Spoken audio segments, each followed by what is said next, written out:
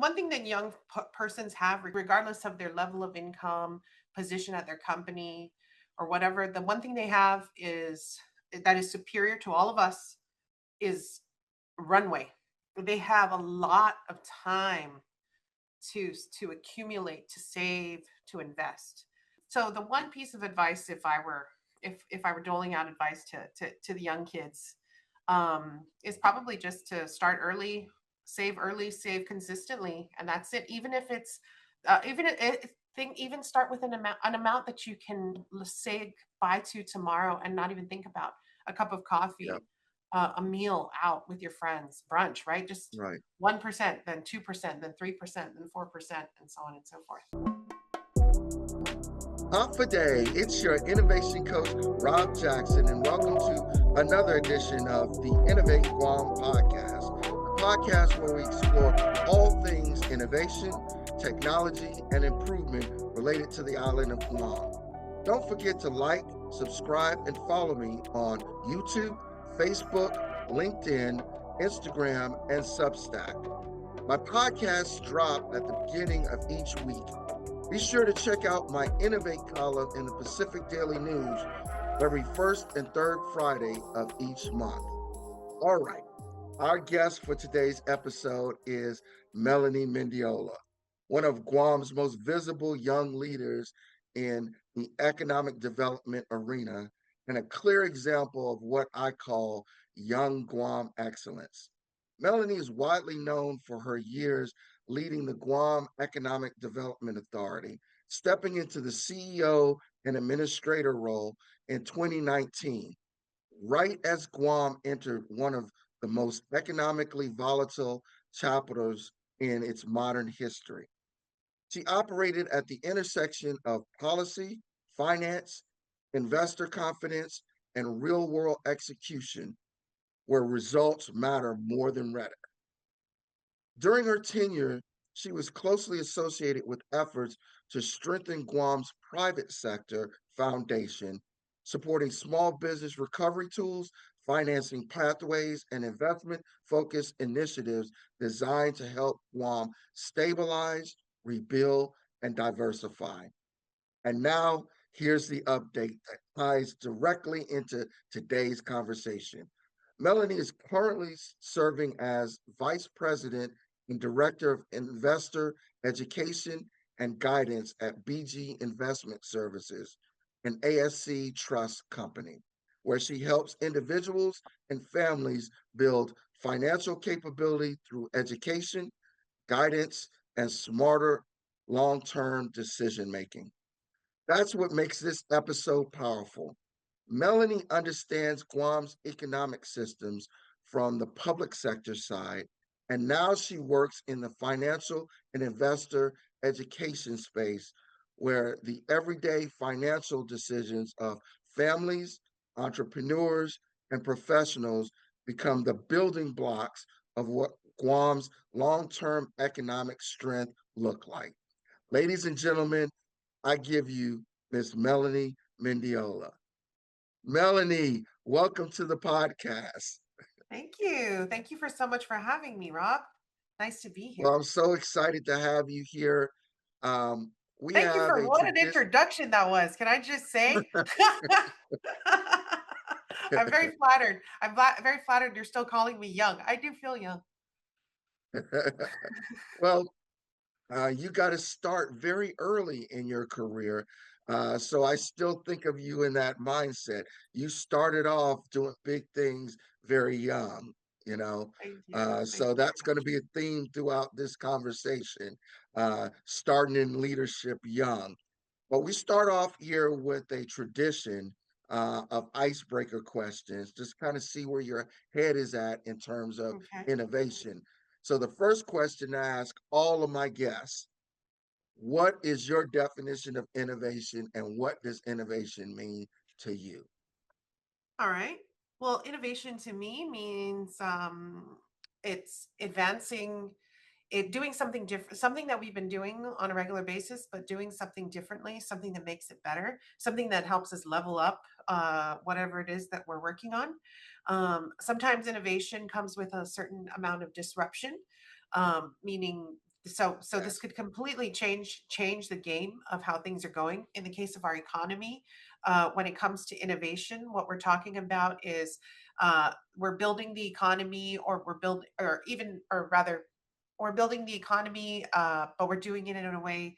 If we say we're doing it in a way that's innovative, it means that we're using our resources wisely. We're looking at the constraints around us, and instead of seeing 1 plus 1 and making two, we're seeing 1 plus 1 and making it 5 or 10, right? And then when Yes. it comes to financial services, innovation to me in my new role as, or my relatively new role as Director of Investor Education and Guidance, when I think of innovation when it comes to financial services, I think of 20 years ago when I was a real young girl, when I was a young gal starting in this industry.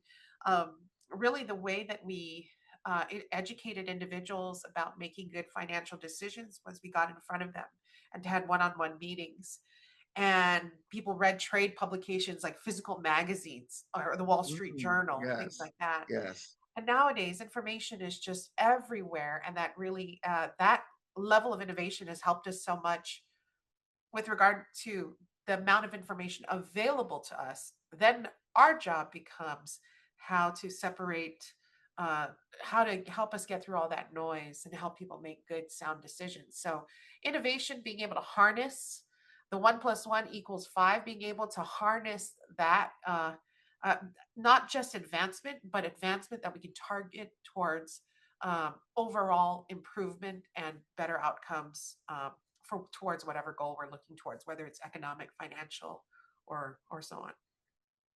Outstanding. So, Melanie, you've worked in spaces where innovation isn't like software or an app, right? It's policy, it's funding, it's implementation and outcomes. What's one visible innovation inside government or economic development that most people don't realize makes or breaks progress for a island community like this? Sure. I think when we think about, I think when we think about, I'll actually give two examples. One of the jobs at the Guam Economic Development Authority was to go out and take out public debt. And for some folks, debt, when they hear the word debt, it has negative connotations. Debt is a really bad thing. Mm. And then what ends up happening is as you build wealth, you stop calling it debt and you start calling it leverage. And all of a sudden, debt becomes a really good thing, right? And so, Yes. one of the things at the Guam Economic Development Authority in 2019 was that we were in a very low interest rate environment all the way through COVID 2019, 2020, 2021, all the way up until there was sort of like this runaway inflation. And then from there, that's when you started to see, what we see on the streets here is home mortgage rates, auto loan rates creeping upward. Do you remember at one point in time you could get a car loan for like Oh 1.99%? yeah. Yeah. It Something was like like that. free money. It was a period of free money. Right. Yeah. Now, if you think about that from the perspective of the Guam Power Authority, Guam Waterworks Authority, the airport, the ports, when they go out and borrow, or when they go out and take out debt, and let's say they take it out at 5%, and then they're able to refinance at 3%, this activity is a very vanilla sort of government activity that's not very exciting, I guess you could say. But our ability to do that, to take advantage of low interest rate at a low interest rate environment, number one, but also to tell the story of Guam's economic progress over the decades. When Guam first started to go to the bond market back in the, let's say, the 80s, the 90s, um, the defense environment was contracting. Right, we talk about the first round, the BRAC alignment.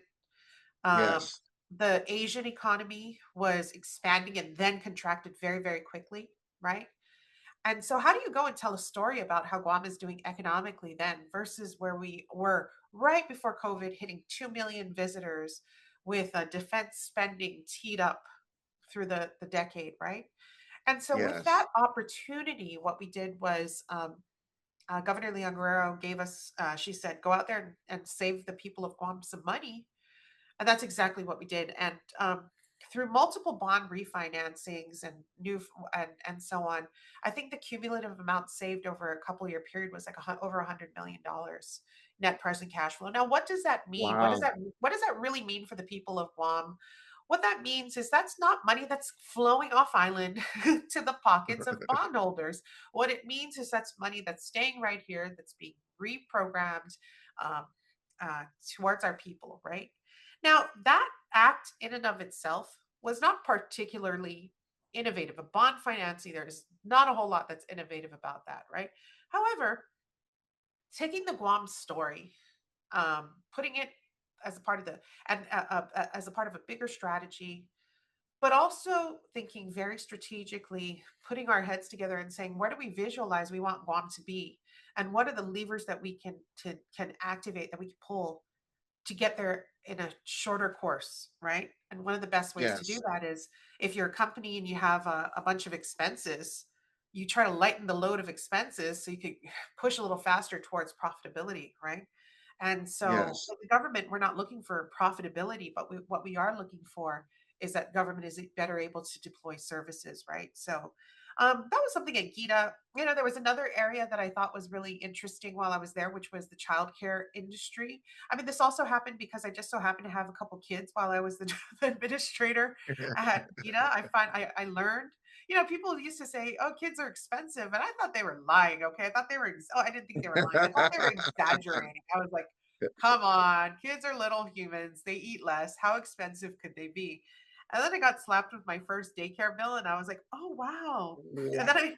then I went and made I was going to say, then I went and made the mistake. Then I went and had another child, and then it looks even worse than one daycare bill, two daycare bills, right? And then from there it was kind of like, oh, okay, wow, this is kind of like from the perspective of someone who has done all the things you're kind of supposed to do. I went to school, I got the job, I had the 4 I had the 401k, I have the health insurance and all of that. And so when I thought about, like, gosh, this is the strain that I feel as a human being, I can't imagine the strain that other families feel Yes. in Guam, right? And that's really where the transformation in the childcare industry came, as a result of, it was stirred up by a lot of federal money that was coming from Washington D.C., and Governor Leon Guerrero says, we are not giving this money back. Go figure out a way to do it. And one thing I think that you find in government is, if an agency is very involved in regulation and compliance, it becomes very difficult to part with money. Unfortunately, it's a philosophical, it's a cultural sort of, like, just a wall, a Chinese Right. wall, right? And so we at GITA, we're very good at spending money. We're very good at putting money out on the street. And so some of the work we did there with regard to childcare, we seeded new facilities, we expanded and strengthened, made more resilient existing facilities. We expanded the availability of the block grant for more households. It was a very underutilized program at the start. When we started this, it just multiplied and multiplied and multiplied. And it's something that is permanent. It's not funding that came in as a result of the pandemic. Yes, we got a shot in the arm because of the pandemic, but this is funding that goes forever, because this is a program that's ongoing. And so long as families have children, parents are working or going to school, if they meet certain qualification thresholds, primarily based on income, they can have reduced or free childcare. And that comfort, I've seen businesses open as a result. I've seen businesses expand. I have a friend who started with one daycare. Now she has two daycares. Then she used her second daycare. Then now she has a kids, like, a play space, and a coffee shop. Mm. When I see stuff like that, that's the kind of stuff that makes me happy, because I don't think you could have ever told me, oh, here, use this childcare grant funding and the economy will change. I mean, because, like I said, I didn't have kids, so I thought all this kid talk was just sort of a fallacy. I saw it for myself, and I just saw how, once you ease up, once you give people a little room to breathe, I mean, that's where a real transformation can occur, and people can be creative and innovative. Yeah, absolutely. And I love the way that you put um, a framework and context around that answer. It really helps you see and understand, what was the thinking, what was the opportunities, and why certain things were done, and explaining the why behind how it was done as well. So I really love that answer. That was a very, very good answer. Thanks. Now, um, I've I've called you a symbol of young Guam excellence, right? And I say that because it's very noteworthy that you got a chance to have some pretty significant leadership opportunities very young in your professional career. You know, for a lot of people watching, what's the moment in your life when you decided you weren't just going to kind of build a career, you were going to do something bigger? What made you aspire to that at such kind of a young age, if you will, to jump into those kind of opportunities? Sure. Well, I think that I think there's something very gratifying about solving problems or about overcoming challenges, right? And I'll give you an example. When you speak to somebody and you tell them, if you save this much over the course of 20 years, this is how much you're going to have at the end of those 20 years, right? Not very exciting. What is exciting is when 20 years later they come back to you and they say, I did what you said and I have what you said I would have, right? And um it wasn't it's I was not able to look into a crystal ball 20 years ago and see what would happen, right? But I really I had faith that if you go out and you just try to solve, if pick a problem, try to solve it. For one thing, a lot of people don't want to, I don't want to say a lot of people don't want to solve problems, but a lot of people don't necessarily want to put in the work to identify and then get to work on the problems. What you have here is you have a lot of folks who like to sit and what do we used to call them? We used to call them we call them armchair quarterbacks. These are Yeah. people who are like, well, governor, you should be doing this and you should be doing that and you should be doing this. And they say it all via VPN or post or blogs or what a podcast, whatever it might be. Right. And then and the governor will say, what they said was a good idea. Go figure it out. And I sit down with these well-meaning individuals and I'd be like, what do you think we should do?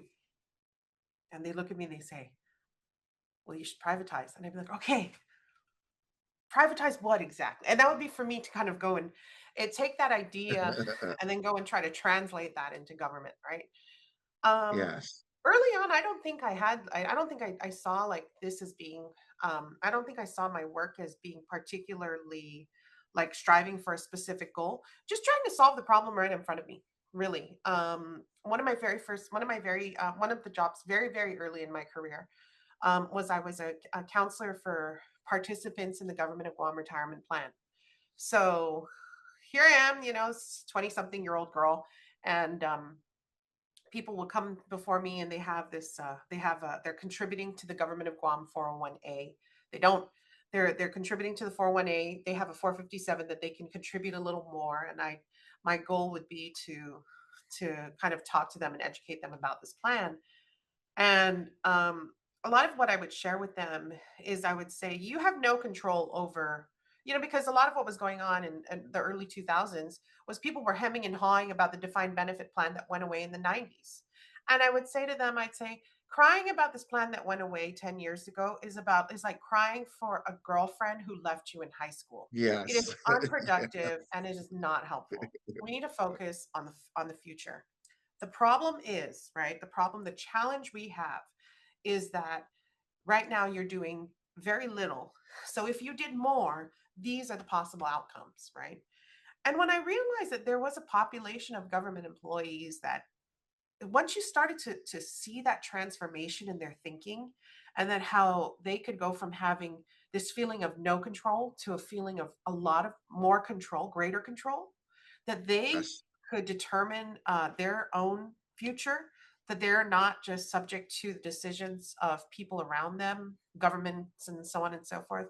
when they had a sense of, in financial planning, we call, in financial services, or in financial research, they call, on psychology, I think they call it self-efficacy. So this this ability to do this ability that I control the outcomes, right? A greater self-efficacy, Yes. right? And so once I saw that, that really made me happy that I somehow could help them, just help solve this big challenge, which was people aren't saving enough, people are unprepared. This population isn't saving enough. This population is unprepared for retirement. This population, and it wasn't going to be because they weren't they didn't know any better, because I was going to go out there and I was going to make sure they knew better. That's And right. if they showed up 20 years from now and they were just as worse off as they were the day that I started, and the day that I saw them, I said, stop thinking about your old girlfriend. It's time to move forward. If 20 years later they're still thinking about their old girlfriend, not my problem, you know? And that was the very, very first job. That wasn't my first job, but it was a job I had early in my career. And to me, that was a very that was really where I understood that if you spend enough time talking to people and figuring out pain points, and if once you figure out those pain points, if you can help somehow be a part of the process that navigates through and improves outcomes, that is measurable, so you can show it to your boss and say, "Look at how great I'm doing," right? It's measurable. It's something that you can take with you no matter where you go in your career. And it's also, and it does, and I mean, and it's really good, and it's good work. It's good fulfilling work, because it's something that you, and so I did that. And then I think on to the next job, it was the same thing. I was over at Farm to Table as their project director. And Where were you again? I was at, after retirement, I was at Farm to Table. It's a agricultural not for profit. Yes. And Yes. the goal of the organization was really to improve outcomes for ag-based businesses. So farmers, food producers, and so on and so Right. forth. So figuring out what it was that was preventing them from getting more goods, more converting the stuff in the ground, the things that they were growing, to money in their pocket, right? And Yeah. kind of always applying that same, figure out what the pain point is, work yourself to the bone to figure out how to solve it, and see some good outcomes. And I mean, I love a big old mess, you know, I really do. I don't like something when it's nice and teed up and pretty. Um, I'm a big fan of the fixer uppers. I mean, that's why I'm on the board of War Memorial Hospital. Are you kidding me? Yes. Yes. All right. So, Melanie, let's do a transition here, to kind of set up the rest of our discussion. I really want through our conversation to connect kind of two levels of the same conversation. The big systems side of economic development, Mhm. i.e., policy, capital, capability building, and the real life side, um, which is financial literacy, investor mindset, and how people actually make decisions under uncertainty, right? So if Guam is serious about building a stronger economy, it has to happen on those two levels at the same time. The island's systems and the individual capability working in concert so that everybody benefits, right? So let's go straight into your current role at BG Investment Services, all right? So for folks who may not know, what is BG Investment Services and what does Director of Investor Education and Guidance actually mean? All right. Well, BG Investment Services. We are a traditional wealth management firm. We are wholly owned by ASC Trust, and if many of your listeners are familiar with ASC Trust, we're the leading provider of retirement plans in the region in Micronesia. And so BG Investment Services is the wealth management arm, the wealth management subsidiary of ASC Trust, which is majority owned by Bank Guam Holdings, in fact. And so what we're really trying to do here is give individuals a total experience, as far as far as personal financial planning is concerned. From the moment you are born to the time that you pass away and beyond and leave money for your grandchildren, there should be you should have a key financial partner with you. It's sort of like if your family was a company and you were the CEO, who's your CFO, right? Who's your CFO that's helping you make decisions when to invest, when to sell, when to expand, when to contract, when to spend less, try to make more money, right? Things along those lines. If you think about it from the Bank of Guam, from the moment you walk into the Bank of Guam to get, let's say, a mortgage, to buy your first home, to the time you get your first job, and or rather maybe I should have said first job before your first home, because usually you have a job before your home, but the first time most individuals hear about any type of investing is when they're introduced to it by their employer, right? Through Mm, something like a workplace retirement plan. And then once they get going on that journey, there's all these decisions that are presented. Should I buy a house? Should I take this bonus and go on a trip? Should I do this? Should I do that? And where there's a dearth of information, then becomes in all the should I, a lot of times we just say, no, just keep, or yes, do whatever you want, but just keep saving, just keep saving, just keep saving. But as the world mhm. becomes more, as we start to get hit with more information from around us, it's important for us to make focused, clearly thought out decisions, right? And this is where a financial advisor can come into play.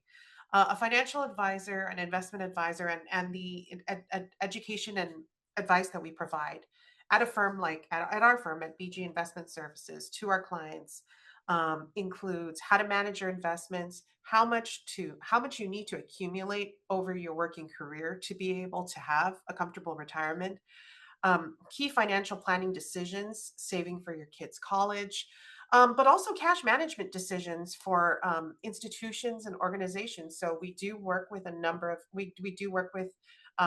I personally look after a lot of our household educational program, basically. So if you're a worker and you want to know budgeting 101, uh, I'm going to come to I'm going to ask my retirement counselor over at BG over at ASC. ASC is going to refer you to our office, right? And we'll chat with you a bit about that. So putting together tools, we recently did a webinar on resetting your budget for 2026, right? So the Okay. education piece for households. But then from the institutional piece, it's ensuring that institutions don't leave money on the table. So you have public institutions, governments, endowments, corporations, public and non-public institutions, who they might have cash available today, but that's a today situation, right? Down the road, they might Right. utilize this money towards a capital project or whatever it is. So our job is to take your plans, your dreams for your business, for your organization, um, for your endowment, whatever it might be, and translate that into what investments are appropriate for you today. So I'll give you an example. If you were a large scale, if you were an educational institution, what a typical financial firm would do is they'd say, "Give me your money to invest," and they'd invest it, and and they'd ask you some questions about risk tolerance, time horizon, so on and so forth. We'd also ask you about your cash management. We'd ask you what's the likelihood you'll have to tap into this money. What are the best ways to tap into this money? What is your risk tolerance? We'd ask you all those questions because sometimes the investments that you have access to don't necessarily match when you need to access those investments, but we do have other tools in our toolkit to help you access cash in the meantime, whether it be through borrowing on your securities and so on and so forth. Helping people think through more than the accumulation. Most of the financial planning profession has been about accumulate, accumulate, accumulate, right? But now we're at the Yes. point in time when it's like there is only so much accumulation you can do. Tell me that you have more value. This is what I say. What we say. What I say to our young advisors. There is more value that we can add beyond telling someone save more, save more, save more. There's so much that Right. goes into realizing a person's dreams or an institution's dreams than just save more. Look at this investment. Look at this shiny investment. I make you money. I mean, that should be done already. That's a given. We should be making you money, right? But it's making you money. But in addition to um, understanding your business, helping you plan your cash flow, helping you plan, looking at your cash flow, and helping you plan your investments into the future to help you realize your dreams. Does Yeah, so that make that's a sense? great yeah, that's a great point. And so would you say that there's a difference between, because you were talking about accumulation, right? Do you think there's Mhm. a difference between saving, investing, or wealth um, building? And if so, what are the differences between those three things: saving, investing, and building wealth? Saving, investing, building wealth, a lot of times there's quite a bit of overlap, right? When it comes to saving, you're talking about storing. I like the picture in my head I think of is the squirrel saving the acorns, in their Mhm. tree for Yeah, winter, right? Um, Save when they're storing those acorns, you're not producing more acorns. You're just hiding it, right? So when you are putting your money in a place where you're not getting a very good return, that is the equivalent of acorns storing in the trees, right? What we want to do instead is we want to take your acorns somewhere where they can turn it into more acorns, right? Or turn yeah, it into more money for you to then go and buy more or go pay that squirrel to do the work for you, right? And that is where your understanding of that's where in its purest sense, investing, or the most traditional sense that we think of is as you accumulate in your 401k, you do more with your 401k than leave it in a money market or a savings type of vehicle. Instead, you invest in stocks, bonds, and so on. right. Um, that is the purest form of that's the most traditional form of investing that we're used to, right? Then as we start to advance in our career, some of the questions that we ask are, how much of a home can I afford? um what if I got a bigger home than I can afford? And then I'll just lower how much I'm saving. What does that picture look like in 30 years, right? um One thing that's very interesting about Guam and about consumers, about our clients in Guam and Micronesia, is that we have this deep attachment to our homes. Mhm. In New York, when you turn 65, you sell your home in Long Island and you move to Florida, right? There's this, You know the pattern. You know the people are a little pattern. more mobile, right? Yes, We're not selling our homes and moving anywhere. We are staying in our home. Okay. yes, So now that is your largest asset. So then from there, so then that means, okay, so if I'm never going to sell that home, is that even a part of my wealth? Should I be thinking about that? Should I be thinking about my home as wealth when I think about the medical expenses I might face in the future? Right? yes. It is not, the academic term for it is fungibility. Fungibility Right, is taking something and turning it into cash to accomplish what you need to accomplish. Right? Not all right. assets are created equal, and especially I find for our clients here. Yeah.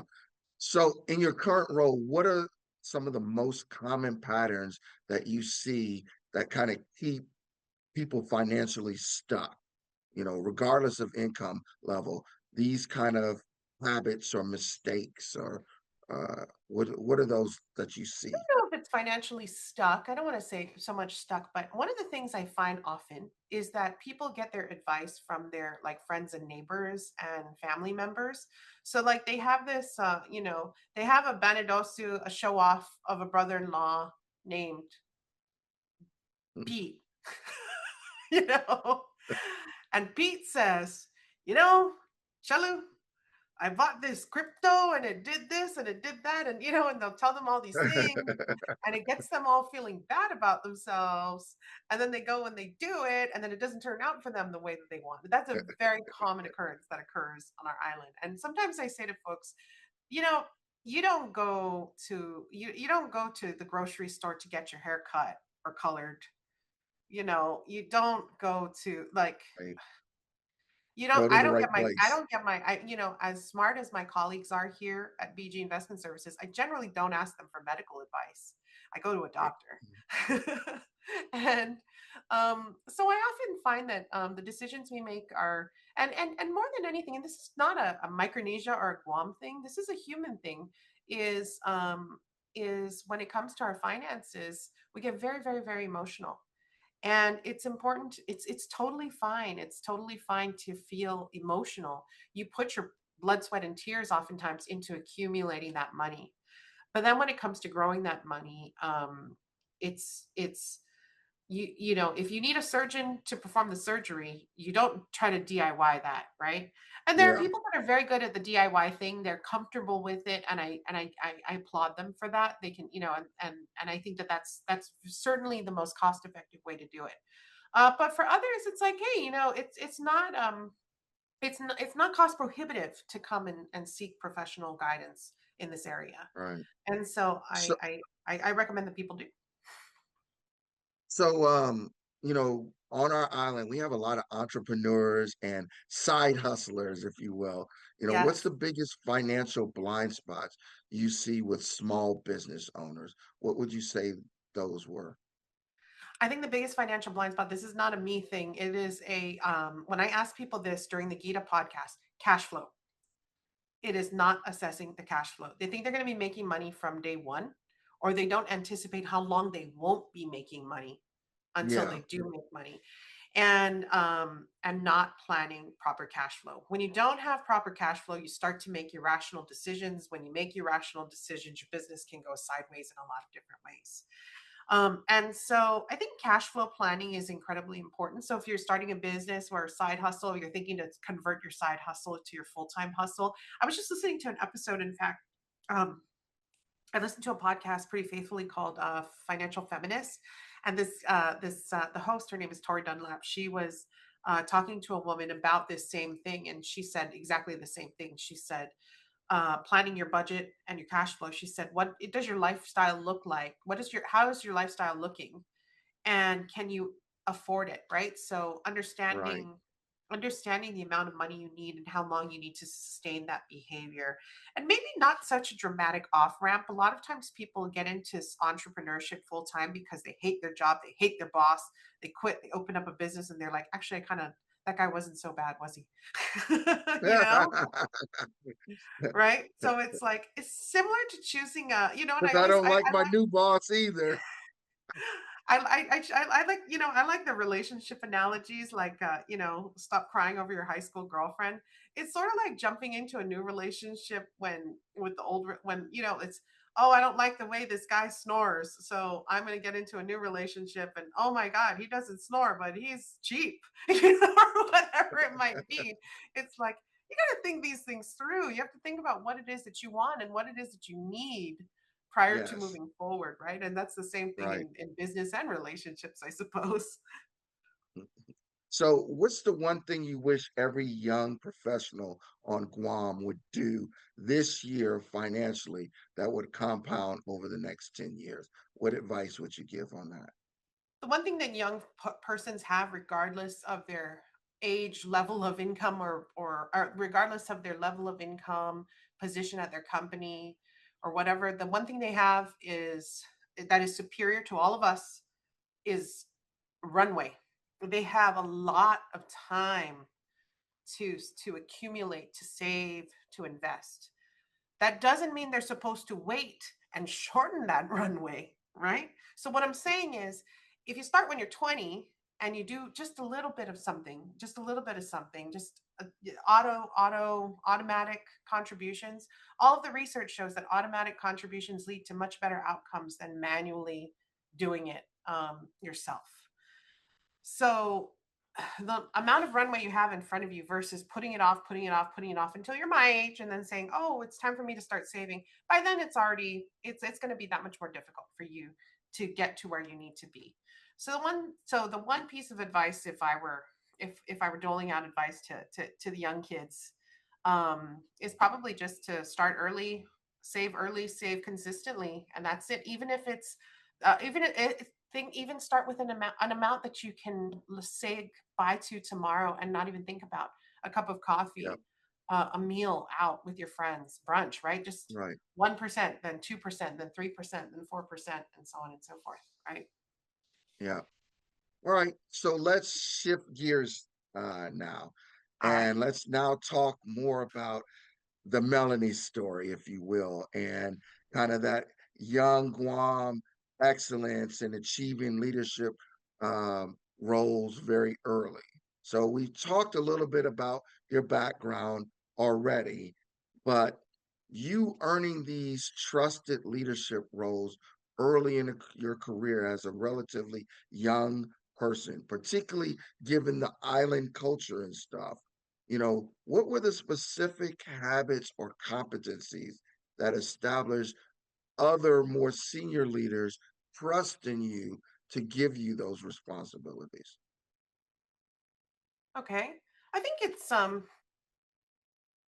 combination of, well, there are certain things, there are a number of things that are just completely outside of our control. Some of it is just timing, some of it is timing and opportunities that come up, right?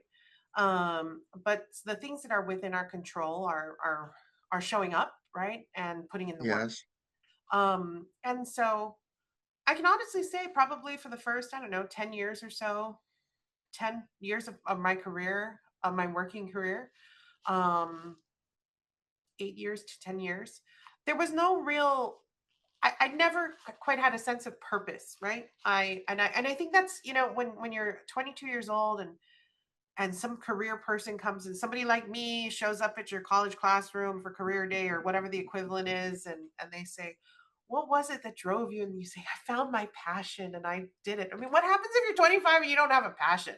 My passion is, oh, because when I was growing up, my passion was, don't upset my mom and dad, right? Because they will not, I don't have a passion for anything, but I enjoy things. And if I get poor grades, they will take away my joy. Right. And so what happens when you show up in your first job, your second job, your third job, you're not super passionate about, right? And the truth of it is, I think at some point in time, I had to understand that within my job, there were things that I liked to do more than things that I didn't like to do, right? And so the example I gave was when I was at retirement, working at retirement. I really love talking to employees, right? Talking to government employees about this. I loved educating, the education piece. So with Okay. that, I started to think, well, maybe I'd make a good teacher, but I knew I wasn't meant for teaching in the traditional kid sense because I didn't really like kids all that much, right? And so I said, okay, maybe some kind of maybe like a college professor type of role, right? I did some adjuncting, and that's where I think you start to chip away at what you're good at. You start to I've always been a writer as well. Um, I like writing creatively, and in workplaces, they kind of always tap me to be the person who writes the newsletter or whatever it is, right? And so that was another area that I learned, and so I learned about grant writing, and that's kind of what took me to my next profession after finance, which was working in not for profit. And so once you finally realize what you're good at, and if you don't know what you're good at, volunteer, because a lot of times organizations, not for profits, I've been on the board of the Guam Girl Scouts. Early in my career, I was involved with the Guam Young Professionals. I've been on a number of other boards, but a lot of times nonprofits are so starved for help that if you're willing to do any kind of work for them, they're very grateful. So what kind of work might that be? There are some not-for-profits that need the literal heavy lifting, like, gain, maybe hosing down cages for that house animals, right? In other not-for-profits, it might be, finishing up their filing for them, helping them do their filing, helping them get through an audit. Um, those are a lot of the ways I think that you learn without really spending your own resources. You're just offering up the service. And then once you kind of do, then once you kind of do all those things, I think that's when you start to discover these are the things I'm good at. These are the things I'm not so great at. Then you can really go out there and you can pick projects. Or rather, projects are the projects you become attracted to, and the projects that become attracted to you are generally projects that are in that wheelhouse, right? And then from there, I think that's where you get noticed and get the higher profile types of positions. So yeah, I mean, I think the Guam Economic Development Authority, long and short, was I was running an agricultural not for profit, and I really made an effort just as I was running this organization. I didn't know it at the time, but just kind of focusing on all the different areas of the organization, organizational sustainability. How are we going to fund beyond the grant funding period? Managing people. Those are all the things I was learning about. But that was through the organization. That was kind of how I think I got noticed, and then that's where Governor Leon Guerrero was kind enough to ask me to if I'd be interested. She actually asked me if I was interested in running the Department of Agriculture at first. And then she asked me for my resume, and she looked at it. It was so finance heavy. And then she said, I don't know. I think at that point in time, she was like, I think you should just go work at GEDA. And I was like, yes, ma'am. Because I think because at that moment in time, I don't know if I don't think she realized that I had much finance in my background. She thought I was Mm, really purely a not-for-profit gal who had did this cool thing with this agriculture not-for-profit. So I don't really know. Um, okay. and then when she got a load of my resume and was like, whoa, she's actually spent a pretty serious amount of time in financial services. That's when she was like, why don't you go over there to GEDA? And at GEDA, one of the main functions of the organization I talked about earlier is the bond markets. And that tends to be a pretty steep learning curve for folks who don't have a finance background, understanding the markets, understanding the bond market, understanding how to talk about Guam's economy. That can take a lot of time and preparation. I was kind of really pretty easily, I easily picked up on it because of my background, being a financial advisor and so on. Okay. So, what's one mistake you think young professionals make when they're trying to build their credibility, particularly early on in their careers? Bailing too early and following the crowd. Bailing too early meaning they leave before the miracle happens. They just don't want to stick with. Sometimes I think it's important to stick with something. What is it called? Work through the pain, right? Mm, Um, and I think we get into this sort of painful situation. I mean, this doesn't change with age. Even the older we get, the old. I mean, even whatever. It's you see the pain and you run away from it, right? But just sticking through the pain. Um, for an older individual meaning more obligations, maybe kids, a mortgage, and so on. You'll stick through the pain by necessity, right? right. But that's what keeps young persons. They don't have all those obligations. So, oh, I don't really care for this job. I'm going to quit. I'm going to move on. I'm going to quit. I'm going to move on. And then you have like the situation where they're jumping from place to place. And I'm okay with jumping, from company to company if you truly are picking up, if you're contributing, and as in addition to picking up something that you can take to the next assignment. That's right. You're filling up your toolbox and you're getting Yeah. a set of skills that are building towards something. Yes. Yeah. And a lot of times following the crowd, just kind of I don't know, everybody's doing this, I feel like I should do this. Everyone's doing this, so I feel that I should do this. First moved home, my when I first moved home after college and a few years working in the States, I everyone started, this is when the first round Build Up 101 or Build Up 1.0, when a lot of young people were getting jobs at NAVFAC. And throughout my career, there are moments where people would say, why don't you apply for this, job at NAVFAC throughout my career. I've never said, I mean, and I don't have anything fundamentally against the Department of Defense. They seem to be really providing a great life for people. But it was just, it's not an area that I ever was particularly interested in. And so because of that, I always just kind of built my career, how I thought, ways that I could grow, and never really had anything much going on with the buildup. Now that's not to say that I have, like in my mind, I keep my eyes open. I still like look at it and think, I wonder if there's a business that I could start. Wonder what kind of opportunity, throughout. That's always been something at the back of my Right. mind or the side of my mind. But yeah, it just I don't think I wasn't looking for everyone else to tell me what direction my career should go. I just was looking at what I wanted, and that's This is the kind of lifestyle I want. This is what time I want to show up to work. This is, and this is that was that, right? All And right. that So fact is let's also kind shift. of far from my house, so that's another thing. I live in Manila. I was not driving down to Big Navy every day. No way. So let's shift gears again. Let's talk about Guam's landscape today. So when you Okay, look at Guam's landscape today, what do you think are the biggest opportunities and the biggest bottlenecks in terms of economic development of the island? sure. Um, are you talking about maybe clarify for me opportunities for Opportunities for economic development, economic opportunities development? for economic Mhm. diversification, Sure, um, sure. build up other than the military build up, Okay. something else that we can plant our flag into and kind of build up successfully. Did you attend the Guam Chamber of Commerce meeting where Frank Campillo spoke about the state of healthcare by chance? You're talking about the one last year? Was it yesterday? No, or like it was, I think it was yesterday, but Oh yeah. no. No, or did you go to the Oh, chamber I know yesterday? there was one last year in Yeah. 2025 that was Yeah, I think he pretty gave like an update, in like state of yeah, healthcare.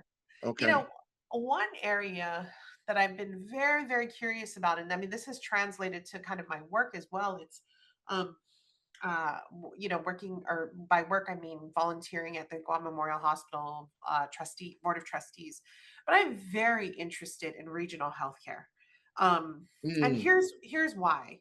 Um, Out of all, when it comes to these industries, whether it's tourism, Department of Defense, and so on and so forth, um, usually.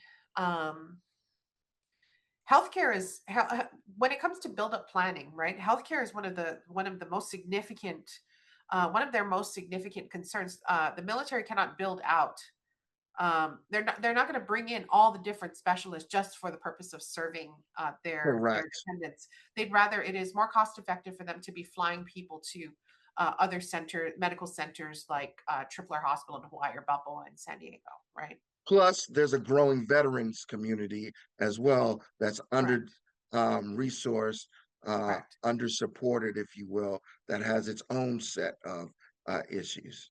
That's correct.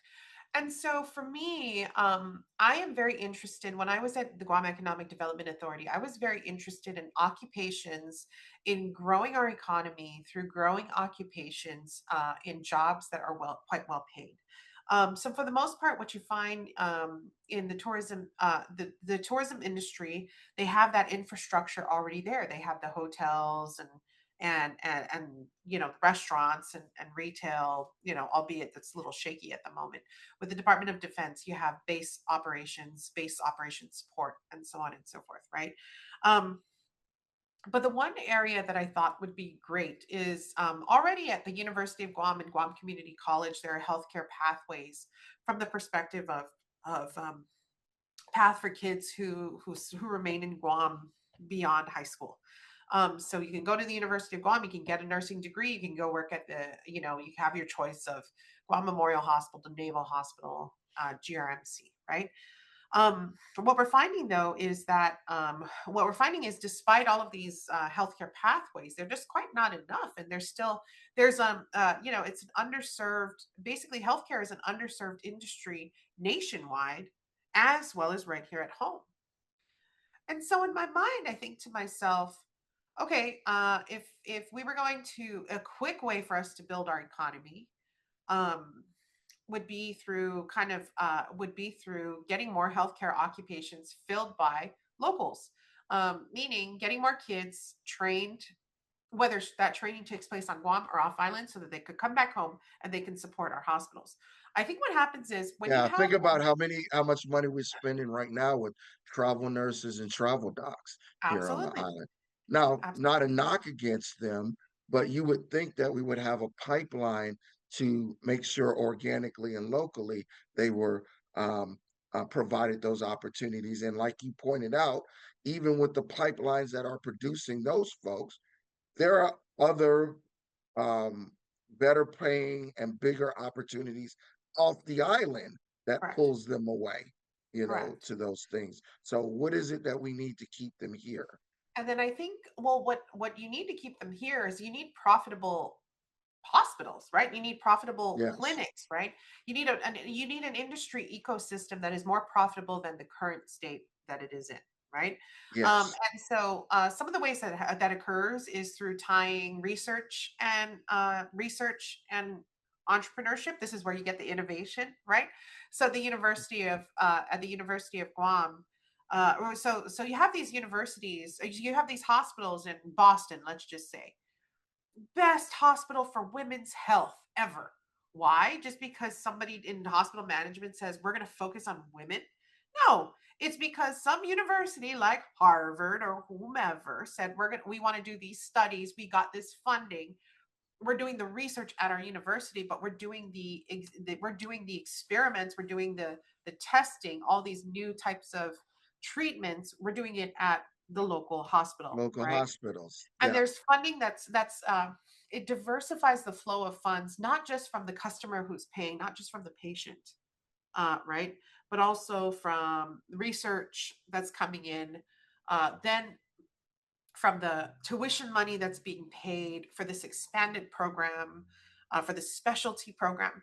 Now, if you translate that across a couple different areas, whether it's so I think where research and innovation kind of come together, that is where I think you have a marriage of economic opportunity, right? So switching gears, so healthcare to me is a good one, specifically because it is very underserved. We are very underserved, and so if you wanted to get a job tomorrow in Guam, find yourself some healthcare related skill like coding, and you will get a job tomorrow, right? That's kind of, to me, that's a quick win that the government could, that stakeholders could come together and figure out.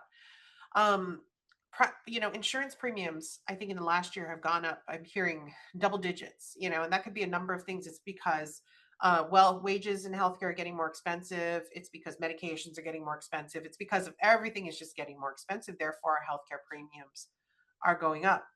What if the government, looked at that, examined that, and said, "Is this a temporary situation that is not being addressed because, or is that a temporary situation? And if that's a temporary situation, how can the government then intervene and do something about this temporary situation?" I mean, we gave $100 credits for power bills when the fuel prices went up. right, Why do we not think of healthcare in that same regard? I think it's because it's a little more complicated than a power bill, right, and requires more right, heavy lifting, right? So that's that. right. But then back where where research and entrepreneurship, where there's a marriage there, and that's where real innovation comes from. You think about that from in areas that we already have on our island, right? The recently ribbon cut School of Engineering, right? Yes, Um, the purpose of school, the ideology, or rather the root, um, the reason why the School of Engineering was put up was primarily in support of the buildup. But there are a variety of applications that anyone involved in engineering um, can kind of apply to, right? And right. that was our thought around additive manufacturing, when we started doing all the research at GEDA about additive manufacturing. Additive manufacturing, so the 3D printing, finishing, testing, and so on and so Yes, forth. We said, okay, this is an interesting area. It has applications in uh, submarine repair, ship repair, vintage car repair, because you could forge these parts that are no longer being right. produced, right? Um, and so do we have a customer? Yes, we do. We have the DoD. Do we have a university? Yes, we do. We have University of Guam School of Engineering. Now, what do we need in the middle? We need the entrepreneurs to figure out how to get from UOG to purchase order, right? Yeah, Over at the DoD, right? And that's the part in the middle. I think that continues to be the area that we, in building enough of a case for that investment to be made at the university level, just figuring it all out, piloting, and then right in the middle to be able to have all those individuals that start up and establish and become suppliers to a primary customer, whether it be the well, DoD or anyone else. I'm really happy you jumped to that. because that's where I was going next with Gamma, the Guam Additive Materials and Manufacturing Accelerator. Obviously, that came uh, to into being under your watch there at GEDA, and very much a potential growth area in advanced manufacturing. But you really hit the nail on the head about kind of that middle part. So I want to ask you, psychologically, is Guam really ready to think of itself as a production economy versus consumption economy from a psychological and philosophical um, perspective? Do you think that's the thing that's slowing the stuff in the middle for things to take off? Well, when we think of production, I think we think of factories and Yeah, I think we think yes, of factories and personnel and these multi-million dollar machines and all of that kind of the notion of the factories, right? yes. And uh Industrial, the industrial production, absolutely. I yeah. don't Whether it necessarily be I think repair or manufacturing or whether it be advanced repair manufacturing. whether it be repair manufacturing or advanced manufacturing. I think Yeah, there is a whole spot right at the beginning that happens before you put the raw material in the machine. The design, testing the integrity of something, quality control, right? So in its pure sense, are we ready? Yeah, because quite frankly, the manufacturing can happen anywhere. It's where the ideas and the innovation and the testing and all of that come from, right? So if I'm okay, yes, I'll give you an example. Yeah, if I were at Gamma or if I were at an additive manufacturing material facility, and uh, and I wanted to do uh, drone submarine parts, right, or something. Or yep, I figured out that there were drone submarines, and I'm going to do drone submarine parts. Well, the first thing I'm going to yep, do is I'm going to go down there and I'm going to see what's going on. I can run back and talk to the somehow. Now I'm going to grab my engineer. We're going to go down there and we're going to figure out what's going on. Now we're going to go back there and we're going to fiddle with a machine and we're going to build a prototype, right? That yep, prototype, I'm going to go back and I'm going to test it. That prototype, okay, rock and roll, let's do it. Then I can't actually produce in Guam. I'm going to go produce that in Australia or wherever I'm going to produce it, Taiwan, right? So am I ready all the way up until the production? Sure. But to me, the production, I wouldn't say is the easiest part. It might be the most capital intensive part. But theoretically, it's the ideas that it's the idea and the innovation that pays our bills, not the cog that kind of gets it from point A to point B. it's an interesting perspective, Melanie, particularly in light of Gamma, right? So when you look at additive manufacturing and advanced manufacturing, um, you know, the whole idea of getting people to design for additive versus design for traditional manufacturing. And the Mm-hmm. idea that we're doing workforce development and the opportunity with the University of Guam and Colorado School of the Mines satellite location for Guam students to graduate with a mechanical engineering degree with a specialization in advanced manufacturing. You're producing a cadre of individuals who have been taught how to think and to design for additive. So those people's brain power, they're thinking about how to produce something in a totally different way Mm-hmm. than the traditional engineers who've been taught how to build for traditional manufacturing. And Guam could get noticed or recognized for, hey, you're producing a lot of people who think in terms of design for additive. We want to go to Guam to tap into that kind of brain power in order to do the design, the testing, the prototyping, and all of that, regardless of where the production happens at. I mean, and then also think about the executive decision making that goes along with that. Who basically makes the case of, we're doing enough of that? The whole purpose I think of when I think of the magic of additive manufacturing, it's this highly specialized, low volume type of item because If it's not that specialized and it's high volume, you don't need additive manufacturing. You just go to traditional manufacturing, right? So Because as usually that's more cost effective. because that's what's more If cost you effective, right? First, you go because off the it's shelf. high volume. Yeah, You're right. You go because off it's the high shelf, volume. right? And I think and some of the additive manufacturing, some of the reasons why I think the AM case was so strong was they said, yes, there's so many parts that you could just get off the shelf, but sometimes the time it takes for you to fly it or ship it to Guam takes forever. So if you could just print it out real fast and it be ready to go.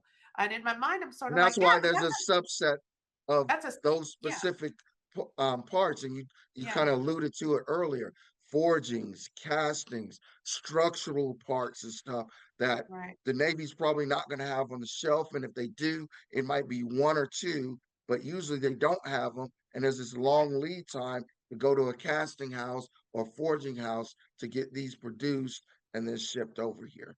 Right, exactly. So in my mind, I'm like, I think it's really just about it's how much of that really has to do with, is Guam ready for you know, for an industrial park with nothing but manufacturing facilities all over this industrial park doing stuff. I don't know if we're ready for that from the perspective of infrastructure, power needs, water, and financially, I don't know if businesses can make a case for that with our power prices, with our, the cost of doing business in Guam, right? But from the perspective of innovation, where the innovation can occur in Guam and the testing can occur in Guam and the manufacturing to some extent can occur in Guam, but if we're talking, more and more volume, then we really have, then they can take that and find a producer there, right? Right. I mean, there was a wonderful person. There's a wonderful young lady that I know who produces kombucha.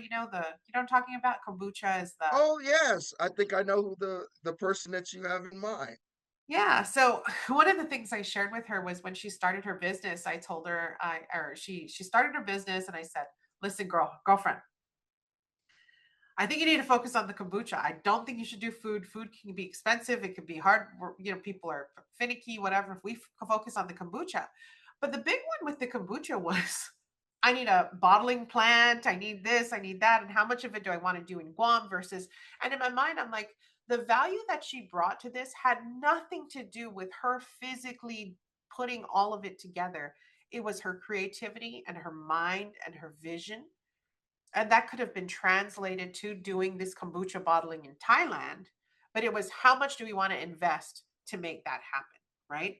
And she said, no, I really want to do this first. And she did that.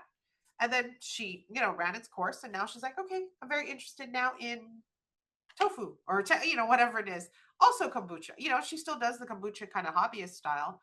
But in my mind, I'm like, that there was nothing about that idea that necessitated, like, all the money to be made in that idea had very little to do with where it was literally manufactured and everything to do with how she developed that idea, how she would kind of build on that idea, how she would go and sell that idea, right?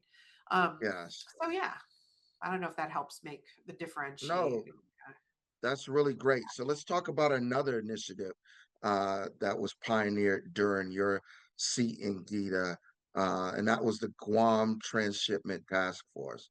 Um, I'm actually teaching a class up at University of Guam uh, out of the Public Administration Department this semester, where I have my students looking at Guam Transshipment Task Force and really dissecting the report and coming up with recommendations about how to implement this here in Guam.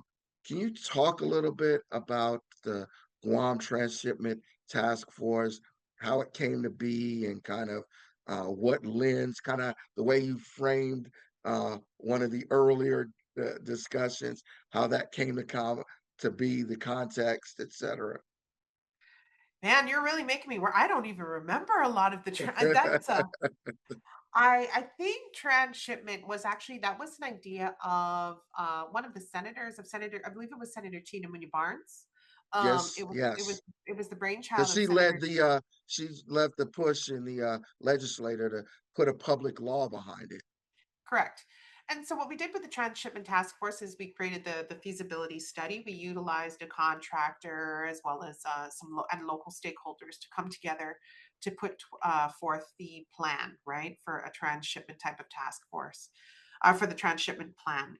I think with that one, it was primarily, so when it comes to transshipment, we're talking about bringing a lot of, I mean, the true essence of transshipment, from what I understand, is you bring a lot of stuff to Guam, right? And then from Guam, you start to break it up into smaller ships that then go to all of these other places, right? Um, the biggest hurdle I found with transshipment was the biggest dependence transshipment had was on the we were subject to the shipping routes that were not controlled by the government. These shipping routes were controlled by commerce, right? And so if we could be so successful, like, I think that, and if the throughput from, like, let's say for example, we were sending one thing to Pohnpei, that Pohnpei was using. Pohnpei does a lot of coconut oil, and Pohnpei said, "You need to send us as many bottles as the Earth can provide, the manufacturer in China can provide." At some point in time, that shipper could probably make the case just for direct shipping from Pohnpei to, China to Pohnpei or whatever it might be, right? And so Right. to me, the transshipment task force, the transshipment efforts, there were a lot of parts to it, I thought, that had a lot to do with the policy and the business decisions outside of our local policymakers and decision makers control, and local industry control. Could it strengthen existing industries if there were, so you have a number of businesses, Bank of Guam, um, our car dealerships, that do business in throughout Micronesia, right? Insofar as those organizations rely on freight, or support businesses rely on that, on the abilities of transshipment, insofar as the military buildup uh, is spreads out to all the islands around us, I thought the transshipment application, or the application of the kind of the building up our transshipment capabilities was a very good thing. But at Yeah. any point in time, it being kind of beyond our control, if the volumes tipped over to the point where, oh, it no longer makes sense for Guam to be the transshipment hub, Chuk should be the transshipment hub. That was, those are the sorts of things that I always had a little pause about with respect to transshipment. Yeah, that's one of the reasons why in the report they kind of s- centered around like three different models. One, like you said, the classic transshipment model, which is kind of what we're doing already, um, serving as a hub and then going out to the other islands of Micronesia. But then two other models, one being value added, if you will, some degree of value added activity happening here on Guam. Again, this is where the industrial piece comes into place, whether it Right, be final assembly, whether it be advanced packaging, whether it be some level of repair or um, manufacturing right, happening on Guam. And then the third model was kind of like what I would call Amazon, right? Could we build distribution centers on Guam and use them as the middle point for US retailers to penetrate Asian markets and vice versa, distribution centers on Guam that Asian retailers could use to penetrate um, US markets. so to be So the kind of a The broader Timu hub. version. Yeah. To be the Timu hub. Yeah, yeah, yeah, I suppose. One area of transshipment I thought was an interesting one that I was live seafood, to Yeah. Asia. It was, if we were to build out a hangar at the Guam airport that could fly, so transshipment from the perspective of not the literal ships, but maybe transshipment via the airplanes, cargo planes. Right.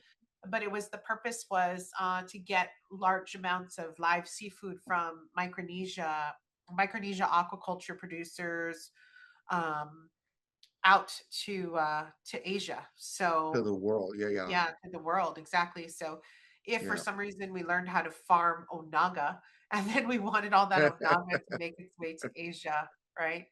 Yeah. Then yeah, then that to me was also a good one, because live, anything live, live plants, live seafood, Yeah. as long as if you can shorten the time from the harvest to the sale, right, from to the customer, Yes. the more expensive it is, the more it becomes very, very critical that you have the infrastructure to support it. In my mind, I'm like, we have the land at the airport to support it. We have the Yep. flights, the frequency of flights to Asia. Um, we don't have the traffic where you'd be competing against people traffic, Right. like Right. Hawaii, you know. Right. Um, so I thought that that was another good area. One of the areas, but I know that um, the holdup there wasn't really the transshipment model; it was the EPA in setting up aquaculture facilities en masse and getting seafood through Guam, you know. And so Yeah. yeah, Yeah. that was the one. Yeah.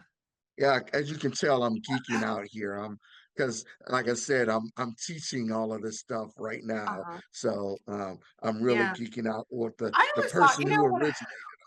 I love it. You know, I always thought, I said, you know, what would be so great is if we could get the coconuts from all the islands that don't have rhino beetle, and they do, you know, coconut oil at a facility that is a central facility in Chuk or someplace.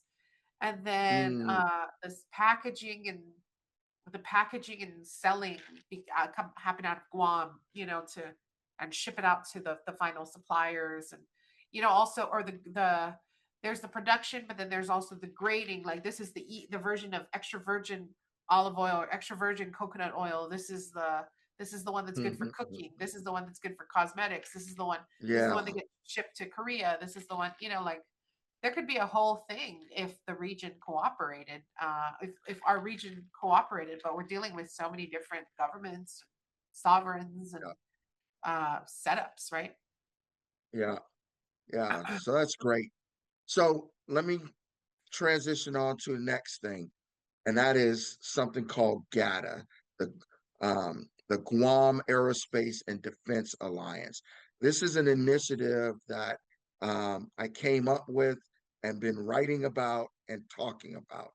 And it's kind of a consortium type approach to driving defense driven economic growth on Guam, i.e., could we possibly have a lot of our industries and companies on Guam um, be able to pool their resources under a consortium, if you will, and a connection with the Gov Guam to be able to work some of the infrastructure kinds of issues and some of the bureaucracy and permitting type of issues, such that GATA could be the front door for primes to come in who want to do business on Guam.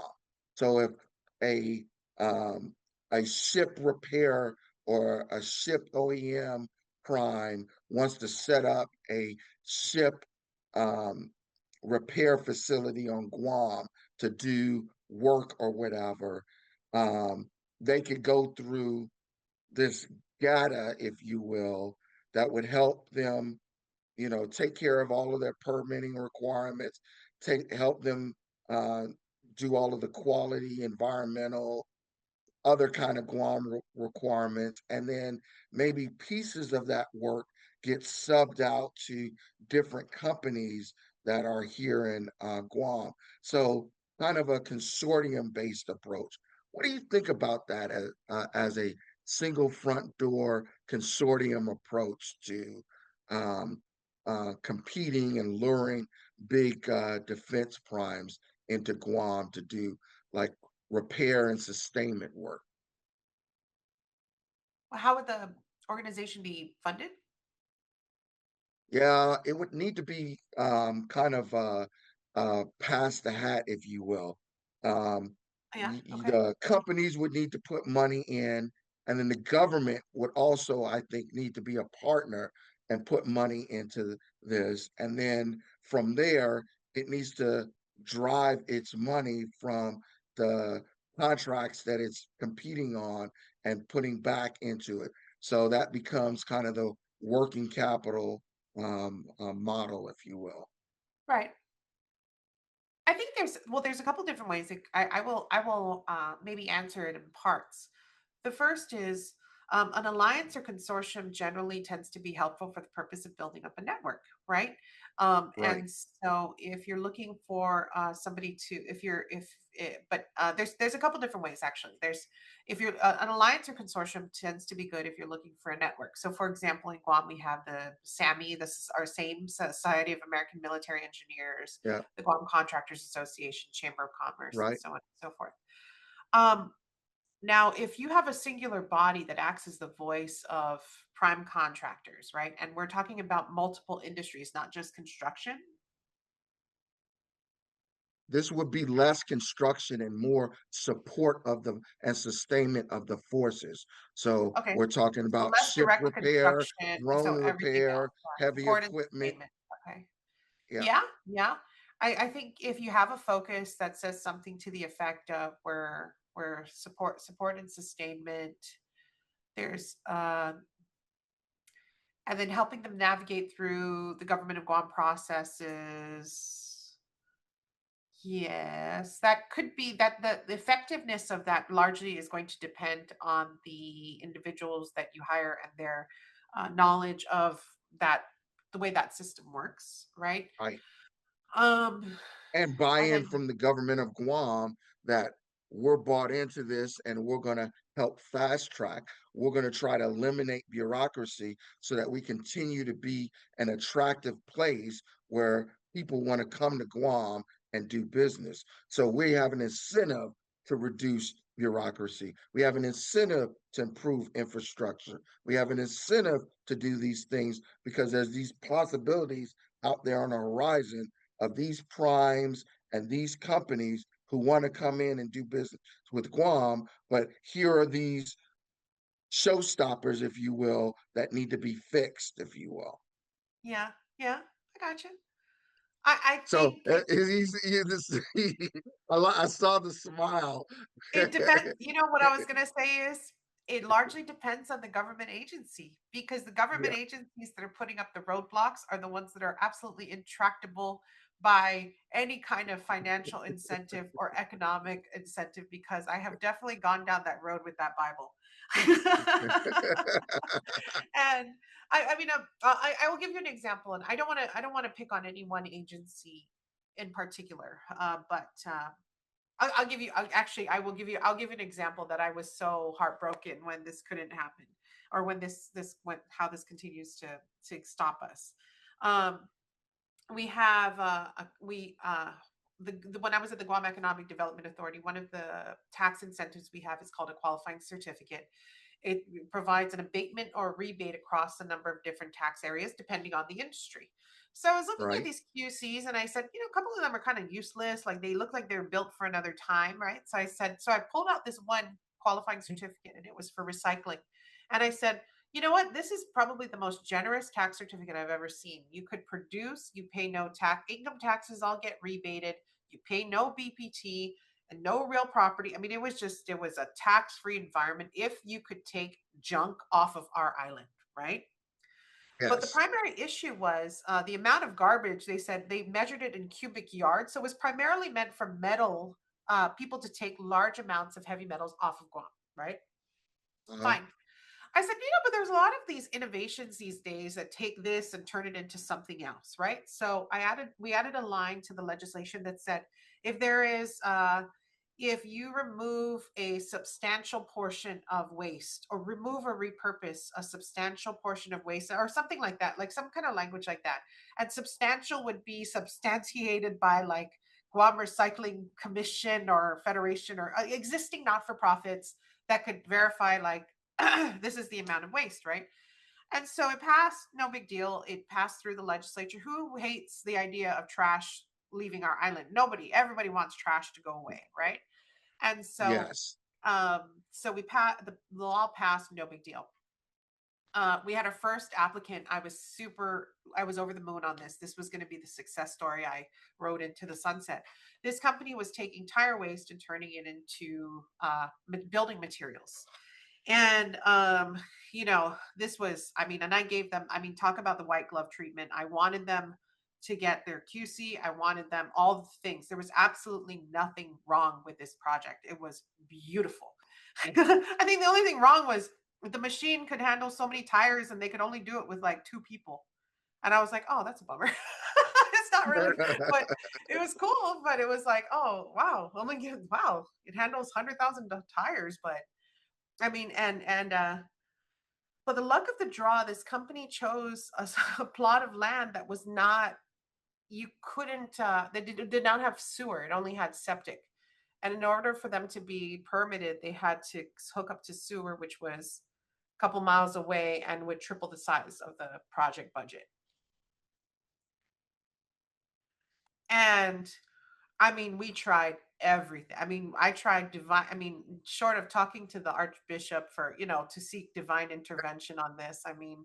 We did everything we could all the way. The governor, everybody was on board with this business, and short of swapping their land for government land.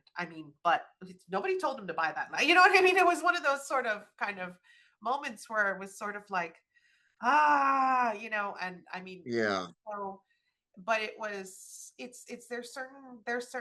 there are standards. One thing that I've learned from the EPA and all of the other regulatory agencies that tend to put up the bureaucracy, there are a lot of there are bad actors out there who have ruined it for others, right? That is the Yes. truth. That is the truth. There are bad actors who have ruined it for others. And there's also unforeseen things that we could have never, they were good actors, but just stuff happened, Yes. and then legislation was created. And I think part of it is not if this organization, if GADA, what you could do, I think, is this consortium or alliance could be the type of thing where if there's significant political, one thing that Guam, I think, that the islands don't have is a policy, uh, policy examination type of area. So I'll give you an example. The Guam Chamber of Commerce likes to talk about, we want to lower BPT, and that's enough to go ahead and that's enough to change the minds of legislators to move in that direction. But Right. if an organization said we want to get rid of this regulation, that's not an easy enough concept to grasp without further reading. Does that make sense? And so it's like, if it Yes. became less about the concierging of the primes, but to build an environment such that the primes could, anybody could come to Guam with or without connections and get their business open. Somebody really taking control, taking stock of that and Yeah, because helping. there's already models of this out there. There's something Yeah. called JOSCAR, Hmm. and these are the standards that, like, if anybody wants to come into the United Kingdom and do business in UK's defense industry, they've got to get JOSCAR certified. So, okay, you want to go do business in UK defense industry? Okay, you've got to pay JOSCAR. JOSCAR now tells you here are all of the requirements, here are all of the things, and then they are the front door to then work with the UK government to make sure all of that permitting, all that compliance stuff is taken care of. And with the money paid from the primes, they use that money to kind of execute on that and say, okay, now company X is JOSCAR certified, so now you're able to um, compete for these UK defense contracts happening here or something like that. So that kind of model, if you will, Okay. Okay. and going out around the world and beating the drum that Guam is open for business. Hey, we're at the end of the spear. There's all of these defense forces that are operating out here on the pointy end of the spear, not just the U.S. forces, a lot of allied nations and stuff, and they've got to have their ships, their aircraft, their um, heavy equipment, maintain, sustain, etc. We offer a great geographic location to get that done without them having to take their ships, their aircraft, their vehicles, their heavy equipment all the way back to the CONUS or said country to get that work done. It's going to get done here. Yeah. Yeah. So something similar to that model in Guam. I think it's just a matter of where the value is added, right? I think an alliance, a strong group, I think a strong group that has some good key players is generally a very good thing. And I think the more focused you become, so how I like how you were saying, not super contractors heavy, so support services and so on. I think that is also critical, right? So, and then from Mhm. there, deciding what the outputs are going to be, and then I would maybe okay, I'm now I'm going to give you all my ideas, Rob. Okay, so let's say See, that's the why I wanted you on the let's podcast. I've just been waiting to say, have this conversation. I'm yeah. geeking out over here. Yes. So let's just say GATA had Guam state of business defense industry in Guam put out a white paper or some kind of whatever. This industry, this asset becomes an asset of the organization that people look forward to every year. They sign up for the conference, they buy the book, they go to the concert, they buy the shirt, just all of that. Like if the alliance results in the production of something that can be used for policymakers, then the product of the folks coming to you for bureaucratic kind of navigation becomes not an afterthought, but it becomes like why wouldn't I go to them? They're the experts. They know all this stuff, and then you can attack it kind of case by case, because I really think that's what it is it's these a lot of these the broad sweeping, we're going to get rid of this is what the politicians do. We're going to get rid of bureaucracy, we're going to get rid of red tape, That's we're going to right. get rid of, and I'm like, good luck, Chalu. It took 40 years for this all to come together. It is not going to be undone in one administration. It's just not. Okay. And then you add the feds who want to get involved. Oh my God, and whatever, issue du jour they want to have, right? Um, I mean, I got stories. I got war stories that I can tell you about this kind of stuff. Okay. You got the scars Um, and bruises from those fights. I do. And so in my mind, if GADA became, first off, the ability to assemble all those minds in and of itself that's an accomplishment, right? So we're gonna assemble. That's like number one.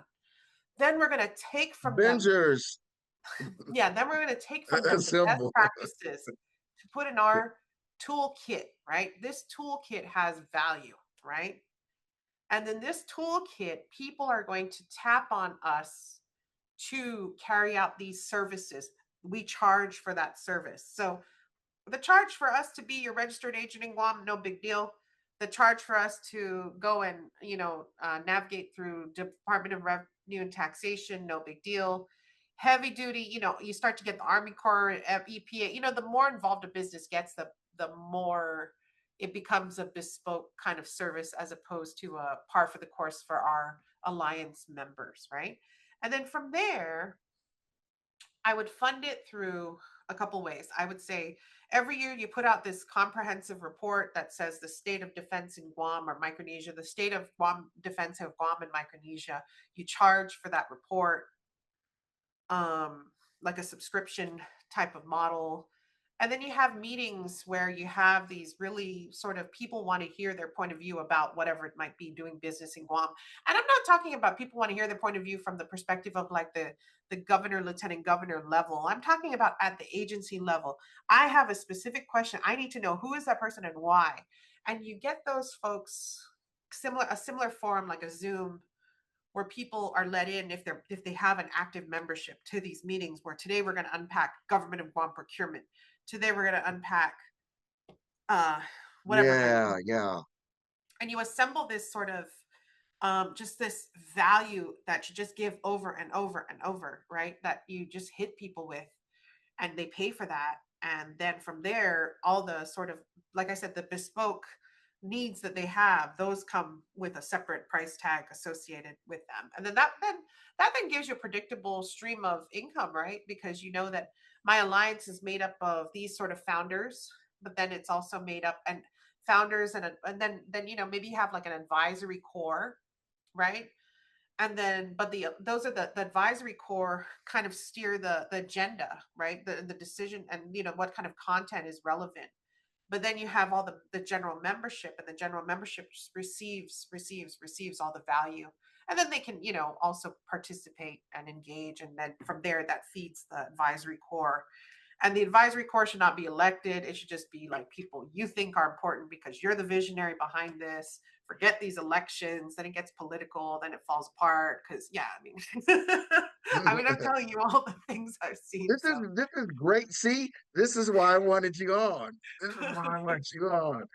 Okay, let's go ahead and transition from here. Kind of last question, and it's going to be kind of a broad one. It's kind of all things tourism, right? So right now, our bread and butter of the economy is built on tourism. Tourism is taking a hit over the last 5+ years or whatever with COVID, the typhoon, etc. And there's a concern about, hey, in that time frame, our Asian market customers, their tastes have changed, right? So in order to get back up to those 2 million visitors that you were talking about in 2019, we can't just do the same thing. We've got to innovate. So what does innovation in tourism look like, and what are your prospects for the recovery of Guam's tourism industry? sure. Well, I think there's much to be said about just exactly what it is that we do, just doing it well, doing it better.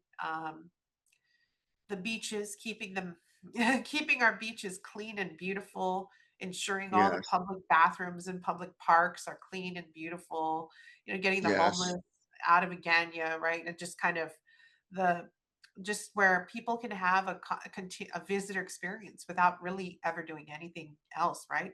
I would also say to lean, I know that there's been sort of like the social, I've seen the influencer, the social media type of strategies throughout the years. Just kind of I don't know how organized it is because I just don't know that much about Guam Visitors Bureau. But what I was going to say is if I were I would have a strategy. I think a lot of times you award the Guam Visitors Bureau, they'll award a contract to Japan, Korea, Taiwan to a marketing company, and then the marketing company, they say, Guam, who do you want to come to Guam? And then they then go from there, right? So I would probably do if I were Guam Visitors Bureau, I would do an audit of my country contractors and say, okay, if we need to change it up, how quickly can you guys flip the switch, right? Because yeah, it is possible that it has nothing to do with anything that's happening here in Guam, and it does have to do with maybe right. the vendor we chose is just kind of not not doing what it is, or it's not performing in line with what we think. It could also be that they're saying, "What is your budget?" and we're giving them our budget, and our budget is not enough. I don't know. I don't know. So I know that more market. I know that we have. I know the competitors, Guam competitors, uh, for Guam, destination Guam versus destination other parts of the world. There are new cities popping up all over, beach towns Yes, all over Asia, Malaysia. I mean, and even I mean, I'm seeing resorts, like I'm seeing resorts that look like I see resorts on Instagram and social media all the time, and I'm like, oh, where is this? And then yes, I'll hit it, and I'm like, wait, what? It's where? And it's like in Korea, at Jeju Island, right? Or it's in Japan, yeah, in Okinawa, whatever it is, right? And how they're marketing it looks very similar to how they're marketing Guam, right? And so yes, in my mind, it's that's a tough nut to crack. That's not a road that I've ever gone down with respect to tourism. So I don't know enough about tourism to really weigh in one way or the other. All I can say is the more money we could, to me, I know that the senators really take big issue and say, we gave you this much. What are we getting for it? I say, now is not the time to be asking those questions. Now is the time to be throwing a lot of money at many different things and seeing what results in butts in seats. And that's how you do it. That's what I think should be Yeah. done. And any kind of Yeah. accommodation that can be made lote duty free at the airport, keep them in as long as you can. Like, now is not the time to be, now is not the time to be splitting hairs. Now is the time to have your arms wide open and trying to keep people, trying to keep businesses in Guam, right? And then, of course, the Yeah. government, us doing our part, educating our people about the importance of tourism, about things like addressing the social ills, right? Really attacking hard crime against our visitors. That breaks my heart, Yes. and I think that it's, Obviously, the Koreans have felt that twice now. yeah, And the first one, I think for various reasons, didn't hit as hard as maybe the second one, though in the first one, there was loss of life. And the second one, um, there was no loss of life, but it was broad daylight in GPO parking lot. And it's like, if I'm not safe in the middle of the day, broad day, like here, where can I be safe at? Yeah. absolutely, absolutely. That's the kind of stuff that scares, that in my mind, I'm like, this is, the people, right? The people part of tourism. It's the people part of tourism is the difficult part of tourism, because when it came to GEDA, I'd work in tax incentives and bond contracts, things like that, right? That was what I got good at, right? But you can't. It's there's so many moving parts when it comes to tourism. The visitor safety, the aesthetic, how does our island look, what is there to Yes. do. People say, oh, we should have more stuff to do. How do we get more places to open to have stuff to do, right? And then the nightlife, and then it becomes like, oh, this nightlife is dead. Okay, but we're trying to close these bars or move them to a red light district. I thought our nightlife was dead. Don't we want more bar? It's just this, Yes. it's this push and pull that in my mind I don't quite understand. I never spent the time to understand it too much. Just like I said, if to me, when something is a problem, you throw money at the problem as long as you possibly can. And I think they should just throw more money at this problem and just get more. I mean, when I say throw money at the problem, I'm being facetious, but throw money at the problem as in GPD, throw money at GPD for greater enforcement and visitor safety enforcement, throughout more officers in Tuman, more of everything, right? More resources at DPR to keep those parks clean, or to a not-for-profit to then augment some of DPR's existing responsibilities. So more doesn't equal just throwing throwing things at the wall and seeing what sticks. It Yeah. equates to just a comprehensive. It's not just GVB. Across the Tourism board, is not here's the just things. GVB's problem. It is everybody's. It is everybody's problem until it becomes our opportunity, right? So we've all got to Yeah. get in there and do the work with GVB, with my girl Regine over there. So I tell you, Melanie, thank you so much for this incredible conversation. You did not disappoint. Thank you for connecting the dots between Guam's big economic development systems and the everyday financial capability that makes both sides of the growth happen. Um, uh, do you want to leave folks with any parting words of wisdom? And if somebody wants to get in contact with you to maybe get some financial literacy education or seek out your help or whatever, how can they contact you? Sure. So you can find me at BG Investment Services. Or actually, if you call ASC Trust, you can find me as well. My email address is mel.mendiola@bg-investments.com. My cell phone number is 671-482-1823. Best to message, or WhatsApp is good. But any parting words I was going to leave is, just I think that with individuals like yourself, Rob, they're constantly asking the questions and challenging people to think outside the box. That's one area that I think that everyone, if all of us go beyond what we think is what, if we all go beyond the normal day to day and think about all the things that we, if we don't, if you're, I'm not going to give up on Guam just because I got out of the government. I'm still here trying to make That's things right. better. And I think you have that in private business. You have businesses trying to employ people and make things better. You have people in government trying to deliver services and make things better, right?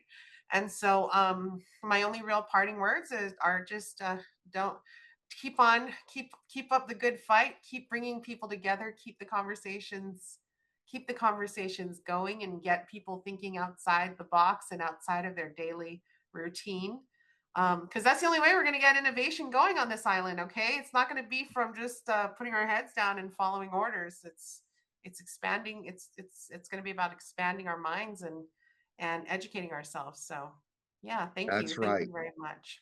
No, thank you. To our audience, thank you for listening. I hope you learned something. I certainly did. Be sure to follow, like, share, and subscribe. And don't forget to check out my Innovate column in the Pacific Daily News every first and third Friday of the month. Until next time, I will see you. And remember, whether you're at work, at home, or at play, always innovate. Thank you.